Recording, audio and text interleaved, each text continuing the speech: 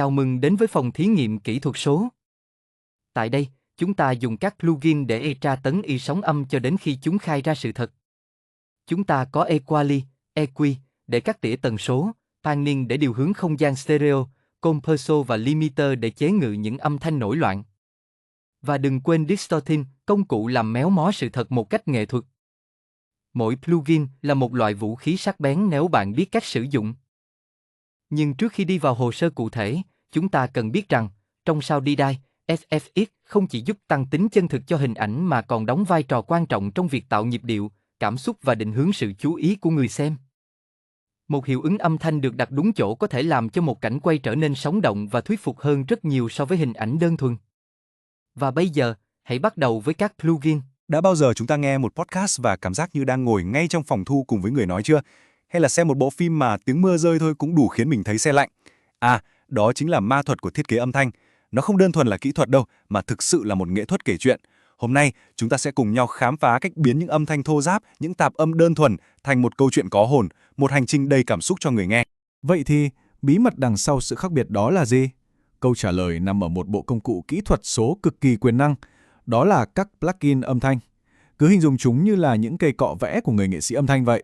Và hôm nay, chúng ta sẽ cùng nhau giải mã những bí mật của những cây cọ này nhé. Vậy, điểm xuất phát của chúng ta là ở đâu? Hầu hết mọi bản thu âm thô đều có một vấn đề chung. Chúng rất lộn xộn. Mọi thứ cứ chồng chéo lên nhau. Thế nên, bước đầu tiên và quan trọng nhất chính là tạo ra sự rõ ràng và không gian.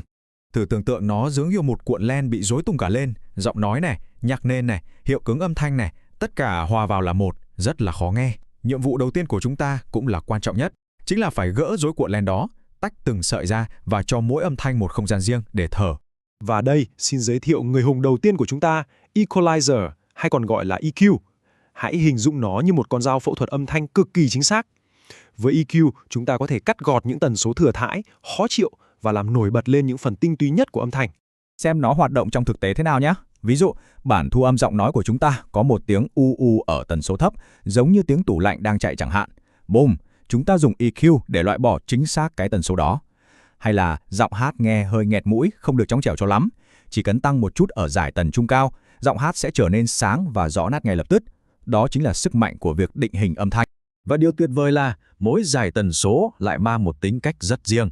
Giải trầm hay là bass thì giống như nền móng của một ngôi nhà.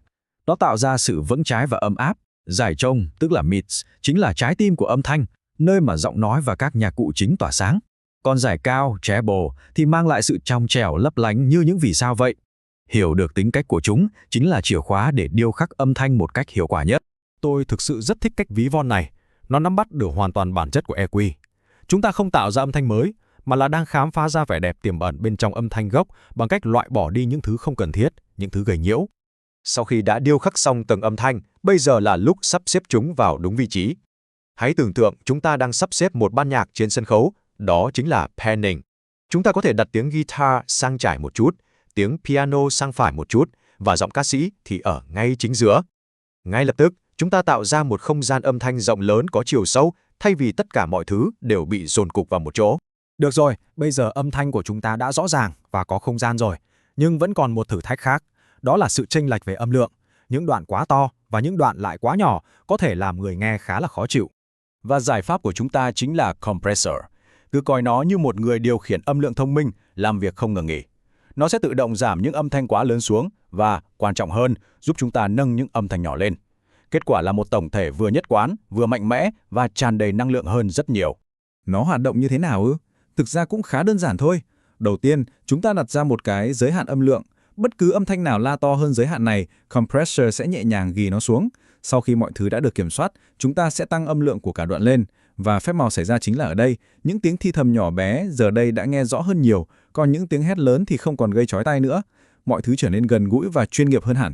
Nếu compressor là một người kiểm soát âm lượng linh hoạt, thì hãy nghĩ về limiter như là người anh em cực kỳ nghiêm khắc của nó. Limiter đặt ra một giới hạn cứng rắn, một cái trần tuyệt đối. Sự khác biệt được thể hiện rõ nhất qua hình ảnh này. Compressor giống như một tấm lưới an toàn bằng cao su. Nó có dán để giữ mọi thứ trong tầm kiểm soát một cách nhẹ nhàng. Còn limiter, đó là một bức tường gạch vững chắc. Không một âm thanh nào có thể vượt qua nó. Đây chính là người bảo vệ cuối cùng đảm bảo sản phẩm của chúng ta không bao giờ bị vỡ tiếng hay méo tiếng khi phát ra ngoài.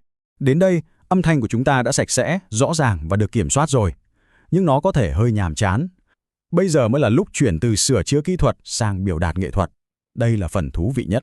Một bản mix sạch sẽ, cân bằng là điều tuyệt vời, nhưng liệu nó đã đủ hay chưa? Một âm thanh hoàn hảo về mặt kỹ thuật không có nghĩa là nó sẽ chạm đến cảm xúc của người nghe. Nó cần có cái tính, cần có màu sắc riêng, và đây là lúc chúng ta bắt đầu vẽ. Distortion, hay còn gọi là làm méo tiếng, thường bị coi là một lỗi kỹ thuật. Nhưng trong thiết kế âm thanh, nó lại là một lựa chọn sáng tạo đầy chủ đích. Đó là việc cố tình đẩy âm thanh vượt quá giới hạn của nó để tạo ra những đặc tính hoàn toàn mới. Sự ấm áp, sự gai góc, hoặc thậm chí là sự dữ dội mạnh mẽ. Và đừng nghĩ rằng distortion chỉ dành cho nhạc rock nhé. Hãy xem sự linh hoạt của nó này. Từ tiếng guitar điện gầm rú trong nhạc rock, tiếng trống khích đấm thẳng vào ngực trong nhạc hip hop, cho đến việc thêm một chút gia vị ấm áp, tinh tế để giọng hát trở nên có hồn hơn. Distortion thực sự là một cây cọ vẽ cực kỳ đa năng. Tất nhiên, hộp đồ nghề của chúng ta còn nhiều thứ khác nữa. Cần thêm một chút lấp lánh cho giọng hát, hãy dùng exciter. Cần dọn dẹp tiếng gió rít trong bản thu, denoiser sẽ xử lý. Và noise gate thì hoạt động như một người gác cổng thông minh, chỉ mở cửa cho những âm thanh quan trọng và đóng sập lại trước những tạp âm không mời mà đến. Chúng ta đã đi qua các công cụ, nhưng mà công cụ thì cũng chỉ là một phần của câu chuyện thôi. Điều quan trọng hơn cả chính là triết lý đằng sau việc sử dụng chúng. Và đây là những nguyên tắc vàng mà chúng ta cần ghi nhớ. Đầu tiên, hãy luôn tự hỏi, liệu điều này có giúp câu chuyện trở nên hay hơn không? Thứ hai, hãy tạo không gian cho mọi thứ, đừng để chúng tranh giành nhau. Thứ ba, ít hơn là nhiều hơn, đừng bao giờ lạm dụng hiệu ứng. Và cuối cùng, âm thanh và hình ảnh phải luôn đồng điệu như hành với bóng. Những quy tắc này tuy đơn giản nhưng lại là nền tảng cho mọi thiết kế âm thanh tuyệt vời. Và câu nói này thực sự đã gói gọn tất cả mọi thứ. Mục tiêu cuối cùng của chúng ta không phải là một bản mix hoàn hảo về mặt kỹ thuật.